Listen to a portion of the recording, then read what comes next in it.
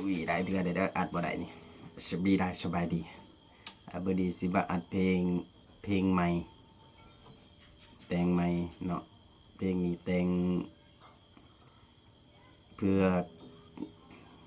เนาะจัดกิจกรรมสิ่งกิตะเนาะซื้อเพลงว่าทั้งทีหูก็ยังสิฝืนทั้งทีหูก็ยังจะฝืนและก็อีกจุดประสงค์หนึ่งแม่นแต่งให้เนาะแต่งเกี่ยวกับความรู้สึกให้ผู้หญิงคนหนึ่งเนาะเขาได้ฟังคือสิอุ้ยหรอก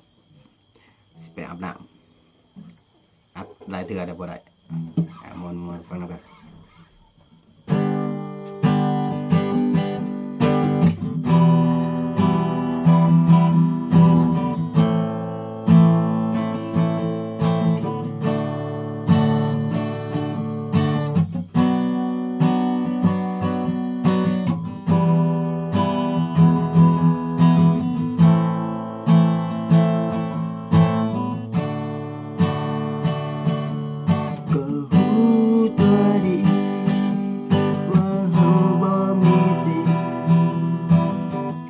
ก็รู้แต่ยังคิดหวังอยู่ในใจว่าจะมีสักวันเท่านั้นจะมีใจให้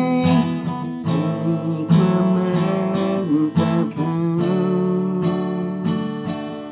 ก็รู้ว่าเจ้านั้นมีเจ้าของก็รู้แต่มองได้คิดอยากจะเอาทั้งหัวเจ้านั้นคือแฟ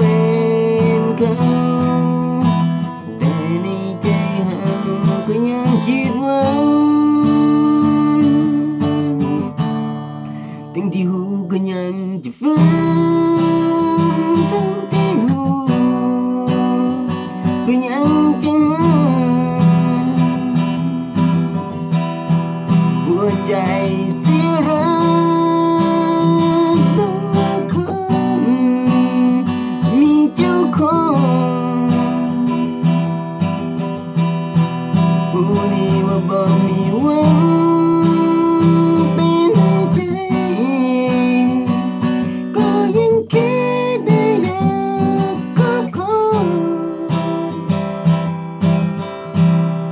รู้ว่าคนนี้เจ้าของ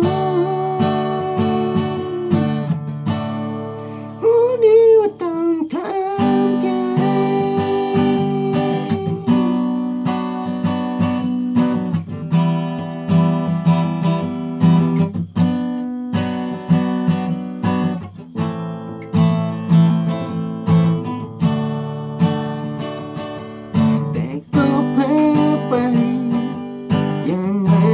ความจริงทั้งที่หูทุกสิ่งเป็นเพียงความฝันถึงหัวเจ้านั้นไม่มีวันจะเปลี่ยนใจให้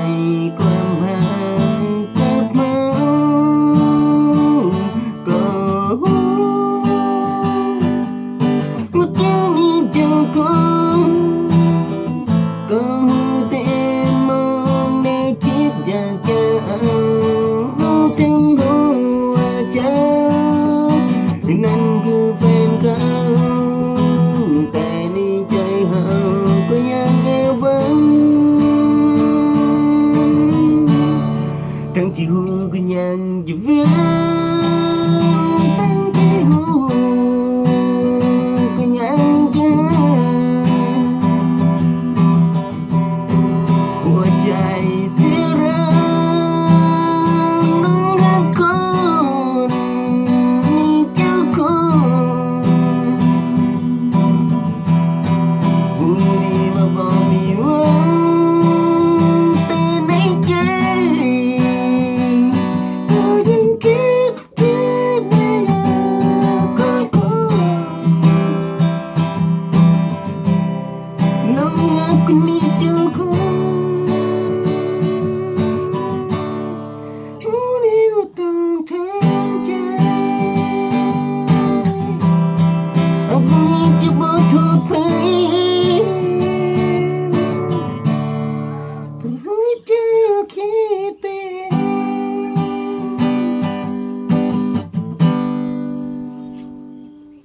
คนข้างบ้านคือสิรำคาญเลย